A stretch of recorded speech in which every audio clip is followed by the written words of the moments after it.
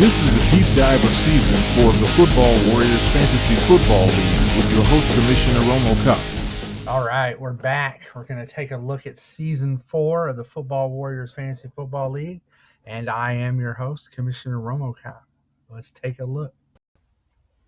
All right, the first thing that is noticeable here and needs to be pointed out is that we have 2 new members to our football league here in 2017 season.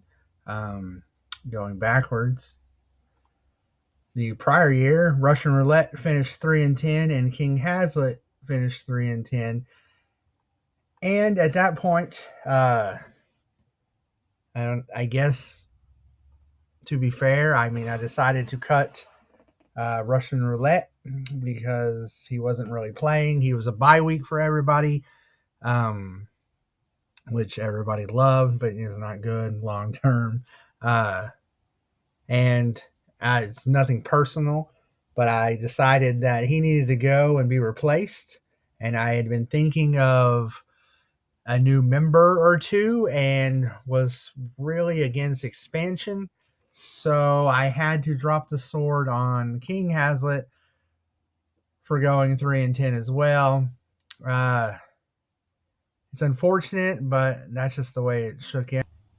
I liked having King and Queen Hazlitt. I don't know what I would have done differently going back. I don't know. There was just some overriding feeling in me that I needed to add 2 new members at that point, and time has shown that I was absolutely correct in my judgment and my decision making. Where it came from, I don't really know. I talked it over in my head about 3 million times.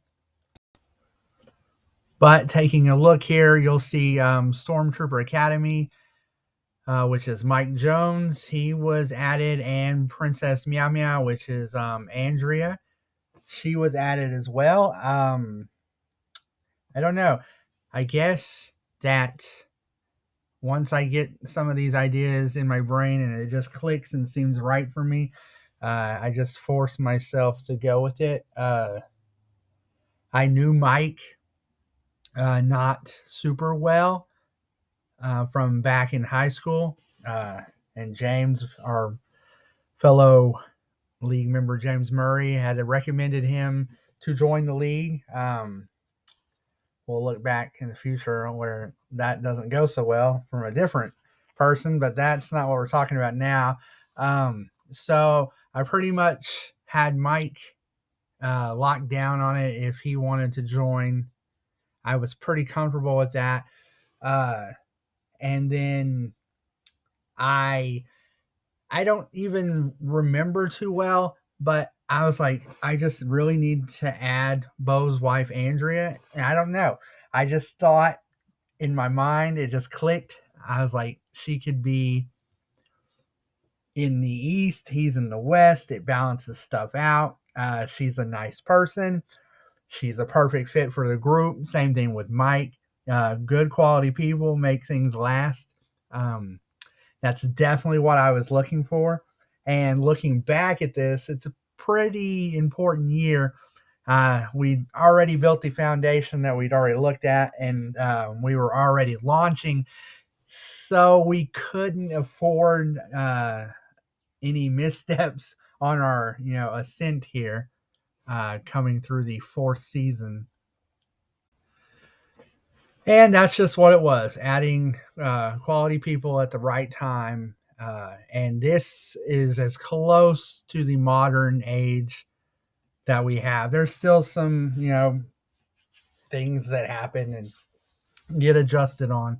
But this has lined up as a long-term setup for us because our new people who aren't new anymore, Mike and Andrea, have now played in the league longer than when they hadn't arrived in the league. By that, I mean the first 3 seasons they weren't a part of the league, but now they've been a part of the league ever since, which is longer than the first 3 seasons. As complicated as I make that sound. I don't know. I figured Mike had experience playing fantasy football, and I wanted to balance that with a rookie, and Andrea fell into that category. I sent them both email questionnaires, which has some great responses too. Um, we might look at those in the future. Not on here though. We're looking at the season on here. Uh, and obviously, rookies can do big things because Andrea Princess Meow Meow ends up making it to the Super Bowl in this fourth season. Quite honestly, it was the right move at the right time for both of those people. And the way it just all fell together was absolutely perfect. I definitely wouldn't change anything. But let's move on here. Where do I want to go? We'll go into the scoreboard here.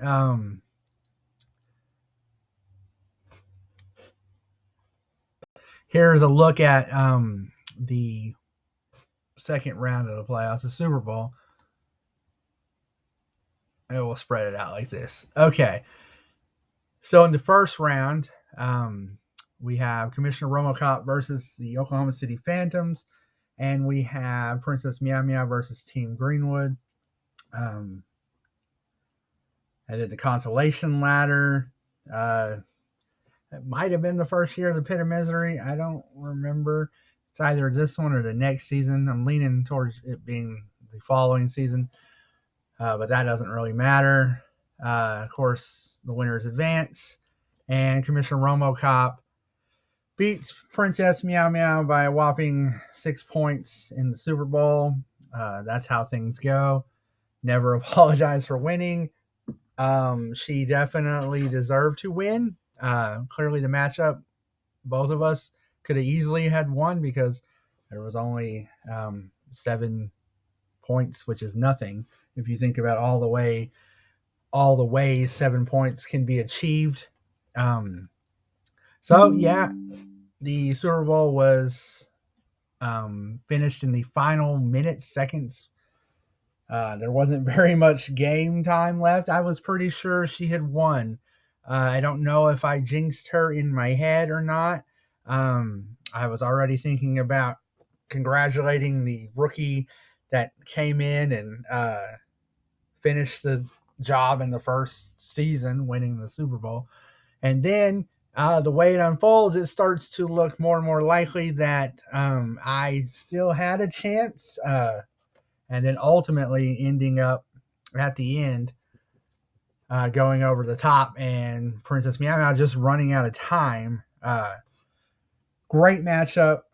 Either way, if I would have been on the other side of it or not, still a great matchup, an all timer. Definitely one to be proud of league wide and in our history of our league. Feel kind of bad still. I mean, even to this day, thinking back, it's a little bit a time ago. But, it's just how it goes. You play the game, the points fall where they fall. I did get lucky there. I mean, great matchup, but that's how the things go. I feel bad sometimes, like I said, but that's how things go. I do think it may have pushed her into some kind of weird curse thing. That's not the right place for this video. I'll go over that some other time about some interesting things that have happened since that Super Bowl. But this is a game of luck sometimes. But let's see. Let's go back. Really, it's a game of luck a lot of times. We all know that.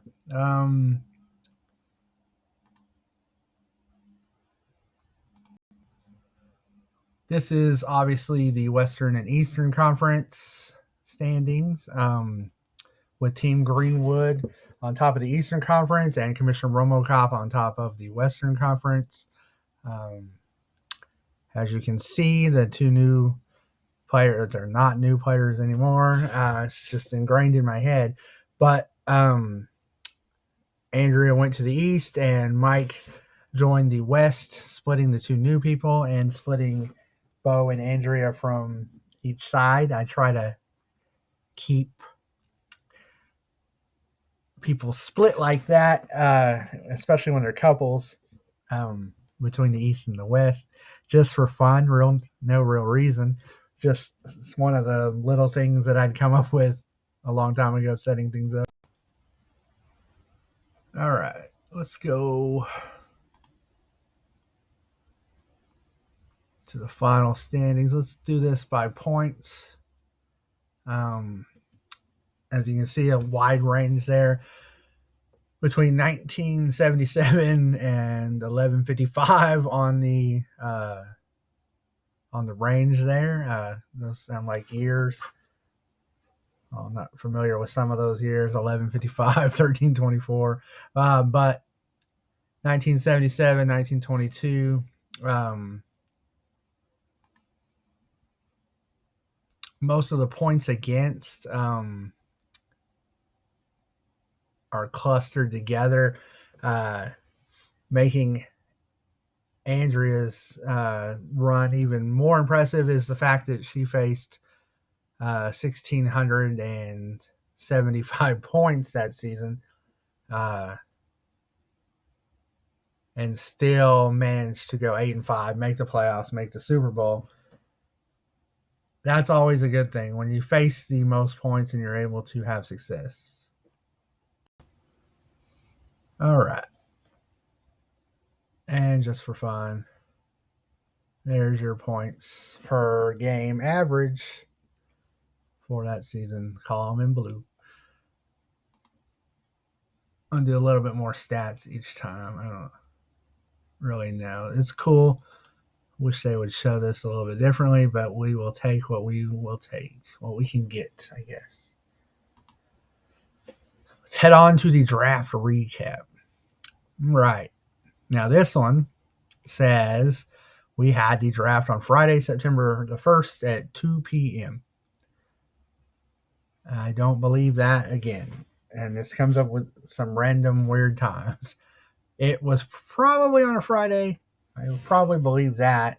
But it's not going to be at 2 in the afternoon. All right, round one. Keeper round, obviously, you see the Ks. The first two players are Stormtrooper Academy and Princess Meow Meow. And I definitely did that the right way compared to some of these other videos. They inherited those teams and they selected their keeper from those teams, and they were the first two picks in that draft whenever we get on to the next round over there. But your keeper list is AJ Green, Aaron Rodgers, Amari Cooper, Lev Bell, Julio Jones, Antonio Brown, Mike Evans, David Johnson, Dez Bryant, and Tom Brady. Ever heard of Tom Brady? Some say he's still playing. No way, he's not. Tom Brady rounds out the keeper list for that season. Following along, viewing these every season that I've been doing these, this makes complete sense. None of these are shock or crazy. This stuff is flowing from year to year. That's the point of the keeper, to transition or to franchise tag a player from the previous season, connecting a chain since we don't really have free agency, but we do have a draft, obviously. Just a way to string the seasons along, tie them in together, along with some other stuff that's in the current life, but not back in here. But we won't go into all that. We'll move on to round one of the real draft, which is round two here. And the first player picked was Mike Jones, selecting Devonta Freeman of the Falcons, and Princess Meow Meow selecting Jordy Nelson, then with the Oakland Raiders. Solid start to the draft there, highlighting the two new members. And then the rest was based on the previous season's whatever. I chose to put Mike into the West because Bo was already in the West. So he took over for King Hazlitt. And then Andrew took over for Martin's team, Russian Roulette. That's why they were 1-2 there. Next up, Odell Beckham. No comment. And then Ezekiel Elliott selected by Commissioner Romocop. Not a shock there at all. LaShawn McCoy, Melvin Gordon, Jay Ajayi by James Ryan, which, to bring him up, it sucks to have to say his full name every time I mention him, but that's what happens when you have another James already in the league. So that's what happens there. I was going to mention it's not very often I consider that James Ryan's time in the league overlapped with Mike and Andrea's time joining the league. And I, from my memory serves, this is his last season. James Ryan in the league, he'll probably be replaced next season or two, if I remember right. I don't remember where it falls. It's getting close. But that's something I don't think about a lot or consider when I think about the history of the league. So that's kind of cool to see. And then Leonard Fournette holds the Oklahoma City Phantoms hostage with a gun to his head or behind his back. No, I'm kidding. Leonard Fournette goes at 8 there. And then Gronk, and then DeMarco Murray, who had been with the Titans at that point, was selected by Dusk Till Dawn, who was the champion from the previous season. Then if we drop down, of course, starting the next round, it goes in reverse. Bo selects Brandon Cooks, one spot ahead Christian McCaffrey, which is hilarious because McCaffrey would end up being on Bo's team until the end of time. Spoiler alert for the future. We won't go into the future because I'm not allowed to do that. Looking back at the past here, I see Michael Thomas next to the Phantoms. Doug Baldwin, who is definitely not in the league anymore. Always fun to see that. Saw him in the last couple of videos there. Kareem Hunt. This is before he got into trouble. He's with Kansas City at the time. Brittany selects Jordan Howard from the Bears. I think he ended up on her team a few times. That happens. DeAndre Hopkins to Commissioner Romocop. With Houston, they're not yet traded at that point. Then T.Y. Hilton, Todd Gurley before he fell apart. He was a beast that season, if I remember correctly. And then Demaryius Thomas to Stormtrooper Academy. Nothing crazy there. Everything looks solid. Not shocked at all. I mean, nobody's perfect. It happens in the NFL. It happens in the fantasy draft. It happens to the champion of each season. They take somebody they wish they hadn't, or they don't get lucky, or they get lucky with somebody deeper in the draft.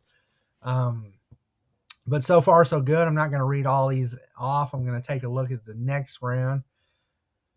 Travis Kelce, that's funny. He's moving up. If you've seen him over the last few seasons of tracking this, no shock there. Let's see. Lamar Miller, he's still hanging around. I don't know how many seasons he's got. He's probably headed down the list in future seasons. Greg Olson, the commentator. Keenan Allen, of course. Carlos Hyde, who had a hot flash for a little bit. Looked like he might do something. Terrell Pryor. I'm sure that one would have liked to come back, but that happens. I'm not going to kill anybody here. It doesn't really look that bad. The next round,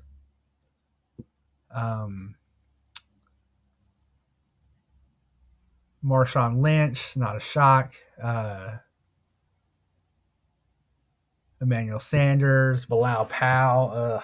That one, I bet you you would want that one back too, especially when the next player picked is Larry Fitzgerald, Alshon Jeffrey while he was still pretty decent, and Devontae Adams. That's a nice pick. I'll give myself a thumbs up for that.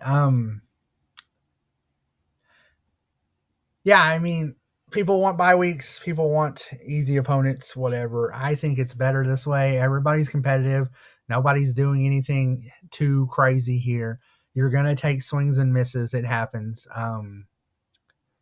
You're gonna take guys that get hurt and you don't know what they would have done. You'll take guys that don't get hurt and they just suck. I mean, that's what's gonna happen. But at least the drafting is good here. I'm not shocked. I expected to see this. Uh, Personal preference is personal preference, however you want to draft, but it's not wild. It seems solid, if that makes sense. Um, like with this next round here.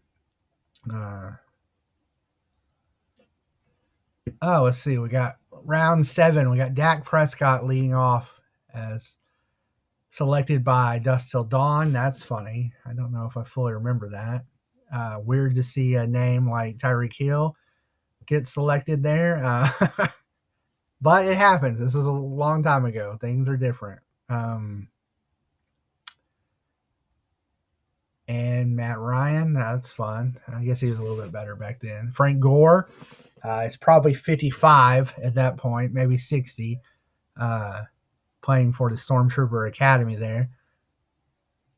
And now that I think about it, most of these names are all the same, which is great, except we'll be losing members or whatever. But the people that are still in the league are all solidly in position and with their names, and nothing has changed. So that's good there.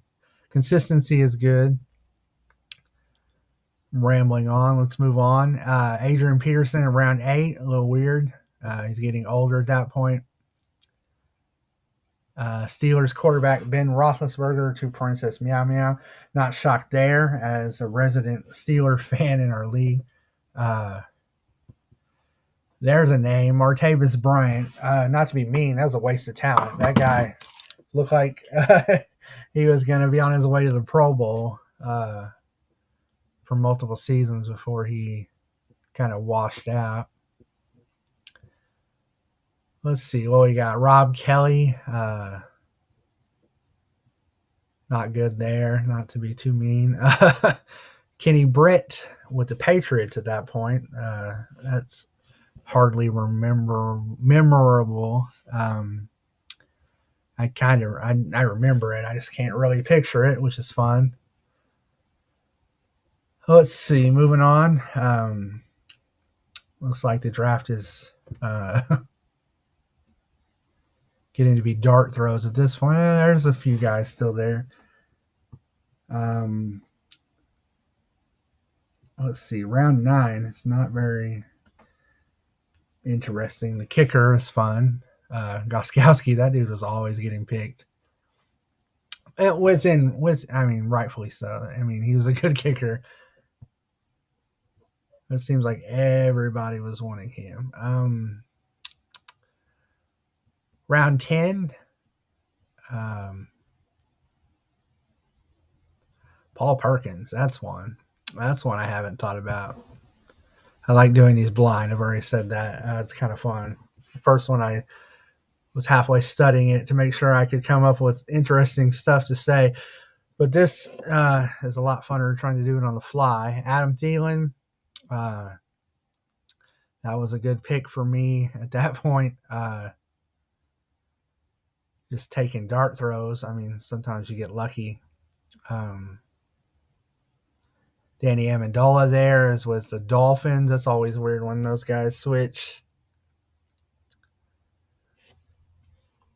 to different teams like that, especially in the division. Round 11, Kobe Fleener right there for the Saints. Another dude that looked like he was, I mean, everybody's got potential as a player, but Kobe Fleener looked like he was going to be, one of those solid Pro Bowl level guys. I mean, maybe not for too long, but at least he had the promise early.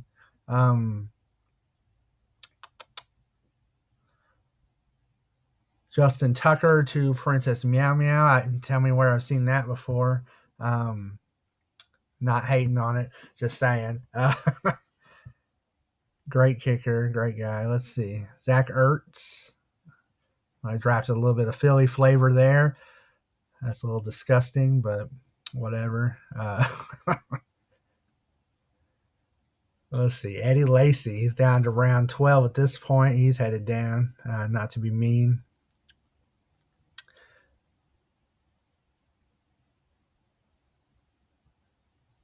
And same with, let's see. Jamal Charles. He's getting older at that point. Probably coming off of Romocop's team, the Oklahoma City Phantoms, in their playbook, selecting players that once appeared for Commissioner Romocop's team, but that's a whole nother conversation as well. Rashard Matthews, that's definitely a name that flamed out. I feel like I'm interested in names that flame out, or people like Derrick Henry going in round 13 to Team Prodigy there, which is fun, followed by Alvin Kamara to Team Greenwood.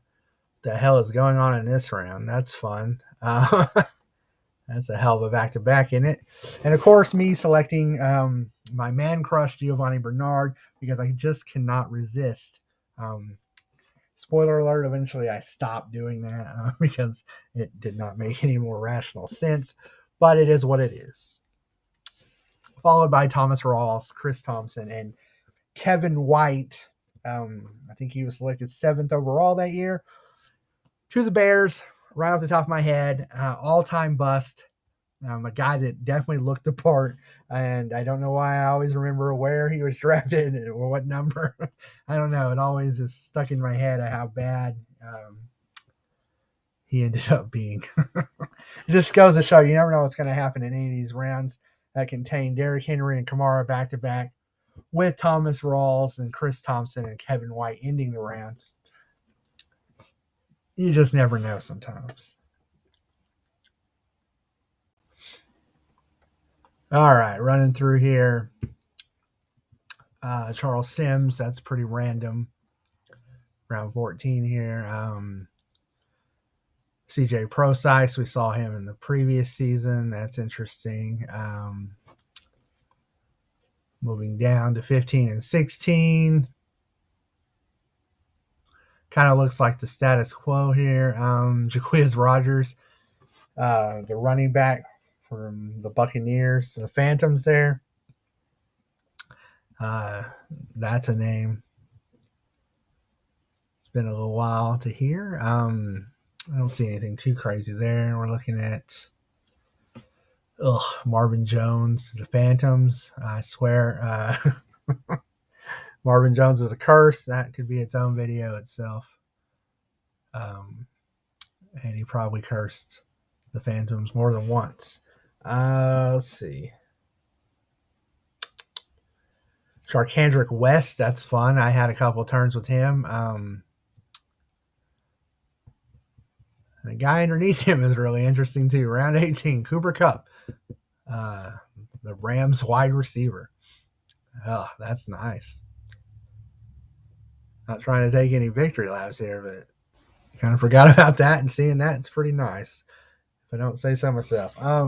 Wendell Smallwood, all-time horrible name. I feel bad for that guy. No other comment on that. John Ross, all-time bust.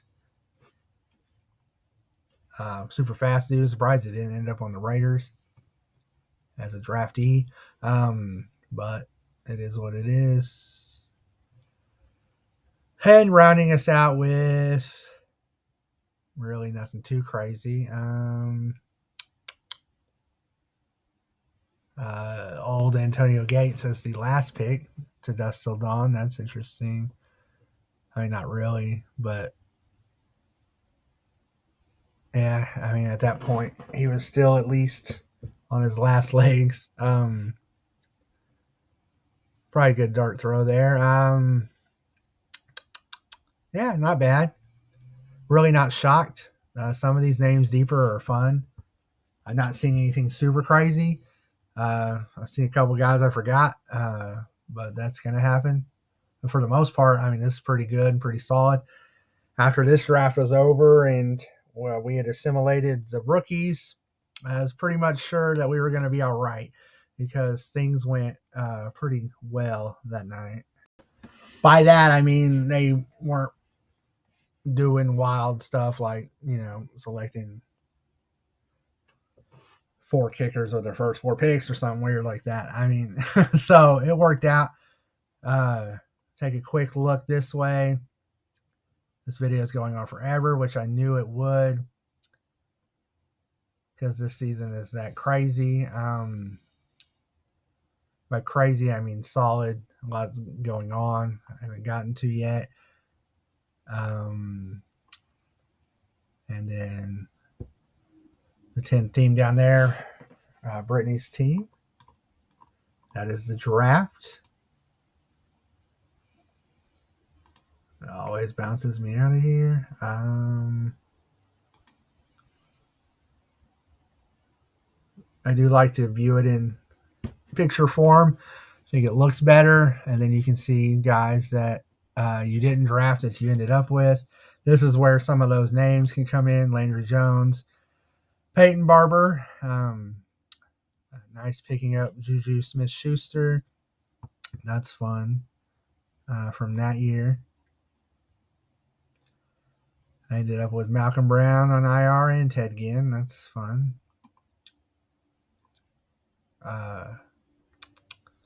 And Jacoby Brissett. Times are rough. Let's see. What's the best way to do this?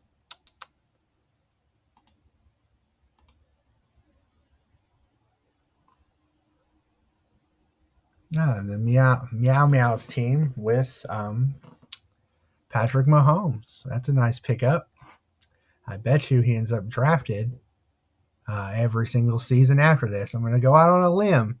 I'm going to say that happens. Hakeem Hunt. That's nice. Oh, I barely remember that guy. That might be the first one that stumped me out of this whole series.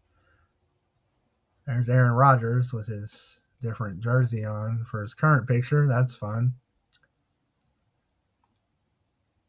But yeah, Hakeem Hunt. That's interesting. I remember him. Barely. Not going to lie.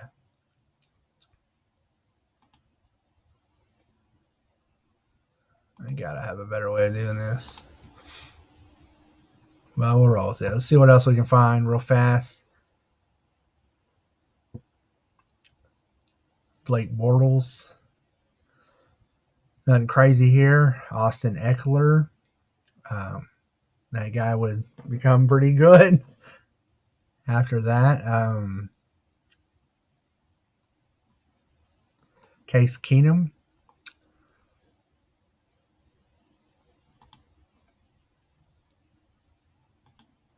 I don't know if he's still backing up or what.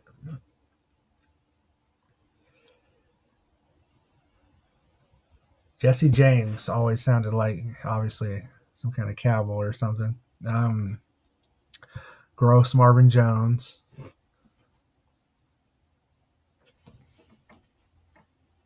Jermaine Kearse, D.D. Westbrook. Nothing too crazy there. I mean, it gets late in the season. You got to pick up whoever you got to pick up. I'm going to go into the wrong year. Watch. Not really. Let's see. Phillip Rivers has had his 37th child. That's a lie, or is it? Wayne Gallman. That's fun.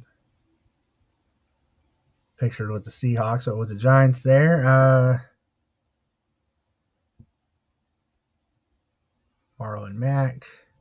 Corey Coleman, who I saw in the USFL the other day. It's a guy that never quite made it back from whatever happened to him. think he got hurt and he just sucked, but that's just being mean. All right, that's still Don's team. TJ Yeldon. Fun. Macklin steals. Mike Gillisley.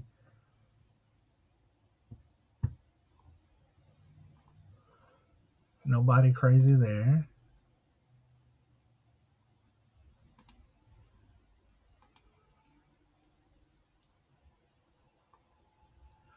Brittany's team. Let's see. Devin Funches. I always thought that was a weird name. Let's see. Thea Riddick, Kai Forbath. Had time with Dallas a little bit. There's old Cooper Cup, who obviously I cut at some point. That makes you feel dumb, doesn't it? Talking to myself. That happens. I could do a whole video showing everybody's wins or fails and successes on stuff like that. This game is it's a beast sometimes. You gotta do your best. Who is this? James Ryan's team. So that's the same guys. Austin Safarian Jenkins. That dude had a little bit of run. And down here, Queen Hazlitt.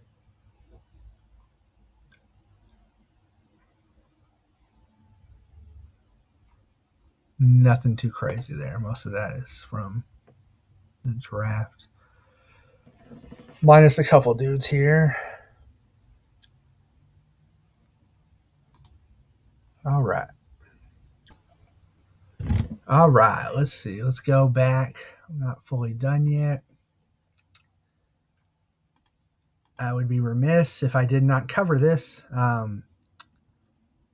So, as mentioned in the previous video, Dust Till Dawn, who won Super Bowl III, was on an absolute heater from week 3 of that season, all the way through the regular season, all the way through the playoffs, to the Super Bowl, through the Super Bowl, to right here in week 1, where he plays Stormtrooper Academy in Stormtrooper's first game in the league and gets beat 106-84 to Bo, who continues his win streak. And while we're looking, let's look up and see that Andrea's first game was against the Phantoms, where she laid it on him 151 to 102, which is fun. That's always fun when you lay it on somebody that by that much. But the point of this is here, Bo has won this game to start the year. So his win streak continues between seasons. And I'm only doing this because we have a massive win streak here to cover.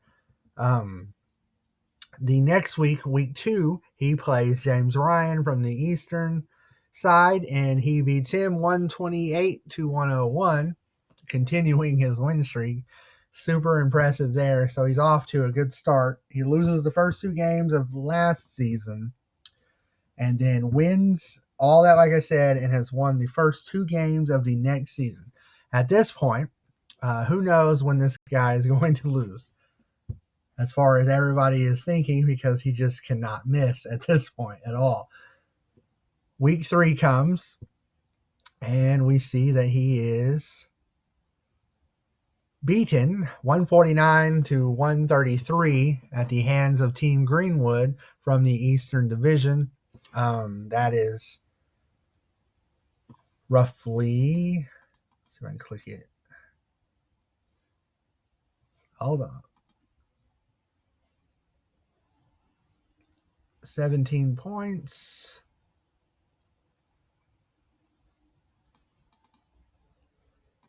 Well, dang. I thought they were going to let me get into it. I was going to see what could have happened to continue this win streak at that point. However, super impressive that he was able to go lose the first 2 games of the prior season, win the first 2 games of the next season, and then lose in week 3, which is really if you think about it. Super cool because it just kind of perfectly fits in there that the first 2 weeks he won in the next season would have fit with the 2 weeks he lost. So in a way, it slid kind of to the right, but it really is the equivalent of a full undefeated season, except it wasn't, but it's impressive as if it was, if that makes sense. So he won basically a whole season, just kind of slid over to the right, so it doesn't really show as all-time perfect winning season, but a hell of a run and one that needed to be highlighted here. Probably the only time I'm going to highlight regular season matchups in this series, but it's interesting to take a look at it. Not going to keep going on it. Right here, the Phantoms have beaten him. So at that point, everybody saw that I can't see because I don't want to say the dam had opened or whatever, but everybody started taking a run, which everybody was trying to do anyway every week. But like I said, wanted to highlight a great run there by our Super Bowl III champion, Dust Till Dawn. And I would be remiss if I did not slide that in and highlight that here. So there we go. The streak is covered. And we'll start to wrap this long video up. It was very fun looking back. This season was a rousing success, not just personally. It showed that I made the right choices and that the league was stable and firm and solid on its feet, and that we were in great shape for years to come. And I've been proven right by that. Obviously, winning is great. Sorry again, Andrea. My apologies.